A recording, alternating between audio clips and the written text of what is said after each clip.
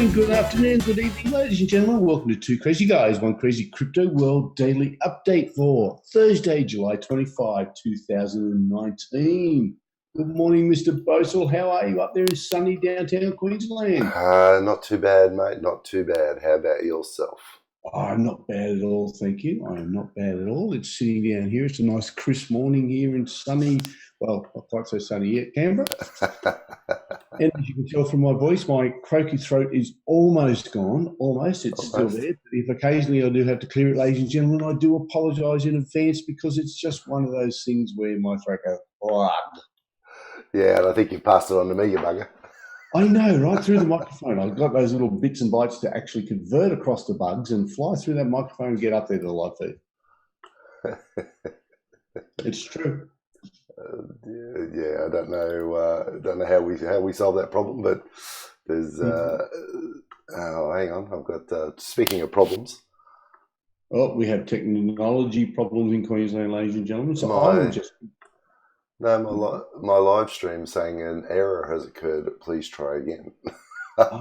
There you go. Well, we're live on Facebook today. So while Stacey fixes that, I'll just begin to give you a little bit of an update. How's that go? How's that work, Stacey? Mate, you may go for your life. Right. As you can see from the chart in front of me that Stacey has so graciously put up there because he's sharing his screen, Bitcoin is currently sitting at $9,689.56, which means in the last 1 hour it hasn't gone down anywhere, but in the last 24 hours it's gone down 4.4%. However, the good news is that we're still in a gain for 7 days, a massive 1.4%. Now, while some of you out there might actually think 1.4%, that's nothing, ladies and gents, that's about 6 months in a bank. So 24 hours, hey, we're doing okay. But as also, as you can see there from the chart that's up there, and if you have a look over on the right-hand side, the last 7 days, there is still a fair bit of red. And that red continues down. Even Tether has gone red, but it's still sitting at $1, so it's never going to fluctuate very much. You know, we all know how that is. But anyway, that's all right. But the one there that has had some gains in the last week is still looking pretty is Bitcoin SV. And didn't they have a fork last night, Stace? It did indeed. All right, updated their software. Yeah, they've updated their software. So you can see there on the chart on the right-hand side, it actually did start to climb after that, and that's why it's come back a little bit. So everything else, though, or most of them, they're all sitting there. Now, something we haven't updated you on in a couple of days is my favourite, the good play one that's sitting down there. Now, if you remember last time we looked, Redcoin was sitting at 117 in the list and was trading at around about 0.00002 something. Right? I'm bringing it up now for you. He's bringing it up here, ladies and gentlemen. There it is. Look at it. It's 24 hours, down 1%. It's 7 days, it's up 8.3%. And its current rank is what, Mr. Bosel? It was 108. So it's gone up about 9 spots. But more importantly, this is a really good indication of how the market's gone over the whole thing, because it was trading at 0.002. Now it's sitting at 0.013. It's actually lost half of its value in the last, or 32% of its value in the last 14 days, and 43% of its value in the last 30 days. Now, while some people may go, oh my God, I bought $100 million worth of Redcoin. Well, firstly, stop taking drugs. But second, don't worry about it, because it's been down here before and it will go back up. It'll get back up to the 0.002. So therefore, you'll think you've doubled your money. You're having a really good day. Yeah, well, it's right across the board. If you look at the market cap, we've had a bit of a drop down in the total market cap in across the board. So we're down, sitting around 269 billion at the moment. No, it's 267 billion right now, Mr. Bosel. It's dropped another couple of billion, but mind you, the way that this market moves, it'll probably go back up there any second. So yeah, look, it's we're still having a bit of a pullback, but that's all right. It's if you talk to most of the technical analysts out there and the ones that really know their stuff in this regard, they're all saying that after the big run up we had earlier in the year, this pullback is healthy. And in fact, if we look at our last major bull run through 2017, we had, I think, at least three, maybe four pullbacks that were between 30 to 40%. That's right. And we still ran up to 20,000 in a matter of months. So historically, Bitcoin has doubled its value every 2 years, I think it is. Mm-mm. All right. So and maintained that doubling. So therefore, I think it's more than that. Excuse me for a second. Let's go to mute. Yeah. So I think year on year, Bitcoin's achieved massive growth, multiple thousands of percents year on year. It's always done extremely well. And if you do look at it over a long term scale, then and in fact, if I go back to the chart here, and I can go back to a weekly chart and zoom this one right back.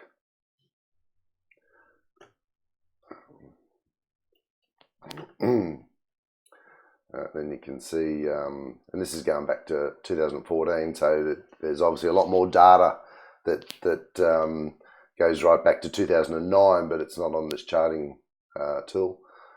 And so if you look at it over the long term, we're still gradually going up. We've got these peaks and troughs, but it's still going up. That's it. And I can tell you that one of the forecasters, right, that sitting out there, one of the people, there's an organisation out there. What's their name again, Mr. Boswell? Pantera Capital. Now, they are a crypto investment firm, so therefore they are a little bit sort of in the, we believe in crypto world, right? Because that's what they base their whole business on. But they've actually done some forecasting on Bitcoin, and they reckon that even though the price is sitting around about that 9 to 10,000, sort of fluctuating up and down a little bit, all of their forecasting did indicate that this would happen, that it would go down. But their forecasting has Bitcoin sitting at $42,000 by the end of 2019. It would be very interesting to see if they're correct, because that same forecasting also says that by the end of 2021, that Bitcoin will have a value of approximately $356,000. Yep, and there's numerous other analysts and commentators that have thrown their weight behind really high numbers for Bitcoin. Yeah. One of the biggest is John McAfee, who famously, and anyone who's in the industry will know this. He's gone underground, hasn't he? Yeah, he has gone underground. We don't know what's happening there, but he famously first came out and said that he put out a tweet that he predicted that Bitcoin would hit 500,000 by the end of 2020. But he used a model that was saying that it would be 5,000 by the end of 2017, which of course we know it actually went up and hit 20,000. And so he adjusted his model, and he now predicts that Bitcoin will be $1 million by the end of 2020. And he said he will eat his dick if he's wrong. Well, that tells me two things. One, he's either very, very flexible, or two, he has a very large appendage. Otherwise, he better have a sharp knife or Lorena Bobbitt. And funnily enough, there are people who have made sites to track this, and one of them is called The Dickening. Time until the Dickening. So he's going to do it on national TV. That's what he said. Yeah.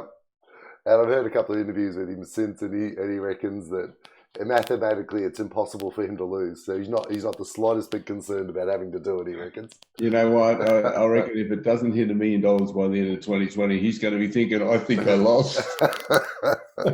And his wife will probably be saying, you're not eating that. Yeah, so, but apparently, just talking before about him, he's still missing. And for those that don't know, he's a fascinating character. He's the one that invented the McAfee virus software back in the day. Sold that for a nice tidy sum.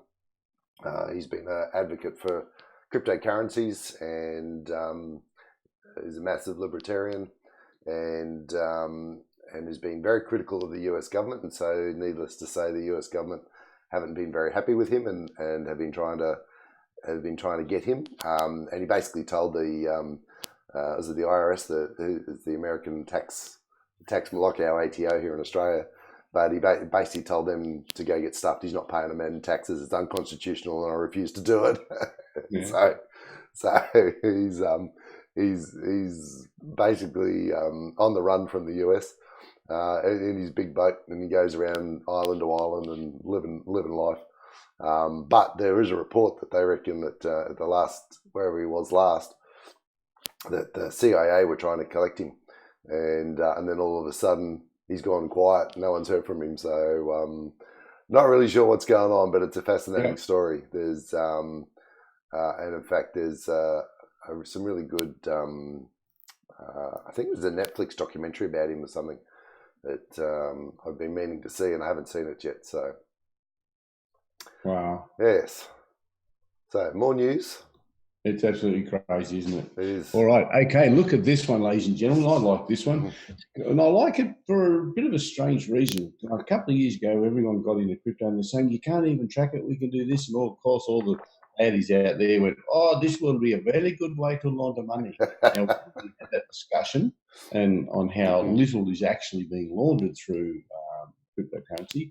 But this, by the German government, is a good move. As at next year, they're going to require a BaFin license to operate cryptocurrency businesses. Now, what that is, I think, and please correct me if I'm wrong, all those financial advisors out there, because we are not financial advisors, and I think considered financial advisors. But it looks like, from the reading of it, that the BaFin issued license is equivalent to the Australian Financial Services license. So therefore, they will have to be trained and keep up their training and everything else to deal in cryptocurrencies. It is a good thing. It legitimizes crypto even further than what it already is, and it brings it into the mainstream. Because if they're licensing it, that's another indication that this government, the German one, does not believe it's going away. And historically, that's not a bad government. Yeah, granted, they've had a couple of times in their history where the government sort of did go a little bit off the rails, like in the 40s and all of that. But overall, they've come back pretty well and done pretty well economically. So I think that's a very interesting story, and one that I'd say, yay, go for it, Germany. Yeah, absolutely. And in line with that, BaFin recently approved Ethereum-based real estate bond for security assurance. Yeah. So they seem to be being proactive. And look, this is what many in the industry have been calling for. It's like, you know, if governments are concerned about it, then tell us what the regulations are, right? But make it usable, make it realistic, and understand that the technology is new. So, but look, this is not a new scenario, right? I mean, governments always struggle with new technologies and how to deal with them, you know. So. Yeah, absolutely, they do. And another interesting one, Mr. Boson, would you bring up the Norwegian Air one? There we go. Look at this. Now, for those that don't actually know me, I'm a little bit of an aeroplane buff, and just to give you an idea of how much of an aeroplane buff. Just a little one. Yeah, as you can see from this thing, I wear glasses because without my glasses, nothing is clear, everything is blurred. But spotting aeroplanes is something I've always been able to do. And one day here in Canberra, Stacey will remember this. She doesn't know I'm telling this story. Oh, great. We were there, and there was this plane flying over a suburb called Gungahlin, or to the north of Gungahlin. And I went, oh, that's a Boeing 717. Now, you can see this tiny little thing in the sky. Stacey's looking at it going, what? How the hell can you tell that from here, dude? You don't know that. You don't know that. And I went, yeah, I do. It's a Boeing 717. And he went, how do you know that? I said, look at the shape of the plane. Look at the shape of the tail. You could just make out that it was a high wing tail. And he's like, you can't tell that. So we brought up the app and we had a look at one of the sky radars and whatever. Yeah. And sure enough, there it was. It was Boeing 717 just taken off out of Canberra, heading to sunny Queensland. Stacey's going, oh my God, you can't see 15 feet in front of you, but you can see that. That's right. So anyway, that's just a little side story. But here you go. Bitcoin payments are priority from Norwegian Air, it's Norway's low-cost airline. And their people, the family that own the Kojos, and I probably have pronounced that incorrectly, they're well known as the fact that they've got lots and lots of cryptocurrency, and they're worth quite like $500 million in their own worth. Yeah, right. So they're going to start allowing payments in cryptocurrency. They're even opening up their own cryptocurrency exchange I think it's in there what it's called. I can't remember what's coming up, but they're going to have payments, and they're one yet another airline, because there are a few that are actually cryptocurrencies payments for their services. Yet another example of how it's becoming more and more mainstream. Absolutely. Well, they start in these little countries like that. And when I say little countries like that, I mean, the way it is a little bit chilly at times, but they've got way better internet than us, so they're not doing too bad. So does 64 other countries, dude. Yeah, I know. But it just gives a little bit more. So piece by piece, this entire puzzle is falling into place. Indeed. And all the people out there, they can say it as much as they want, but it will happen. Right. And last one for me, Mr. Basel, the 2% of Americans. 2% of Americans trust Facebook's Libra. This is a face palm moment. It's like, kidding me? It's like, who would trust Facebook 2%. over Bitcoin? Are you kidding me? I know. Now, considering America's got roughly 300 odd million people, or 280 million people, so 10% is 28 million, so 1% is 2.8 million. So that means 5.5 million people in America actually trust Facebook. I think that's the news story, that they found 5.5 million people in one country who trust Facebook. But they could reverse this and make it a positive story. Well, they could, but I think it's more of a case of, I reckon those people actually don't really know what Bitcoin is, and thus that they know Facebook. And that's very that's true. How they've responded. 40% of people who answered the survey, they trust Libra less than Bitcoin. Well, that should also be reversed. It should be 60% of people are sensible. Well, you'd like to think so, wouldn't you? But absolutely. Yeah. But hey, you also got to remember, this is the country that voted in Trump.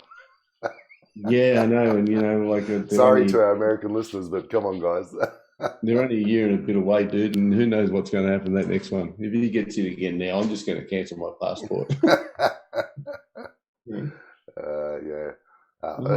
But I was at least heartened by the fact that 77% of Americans don't trust Facebook with their personal data.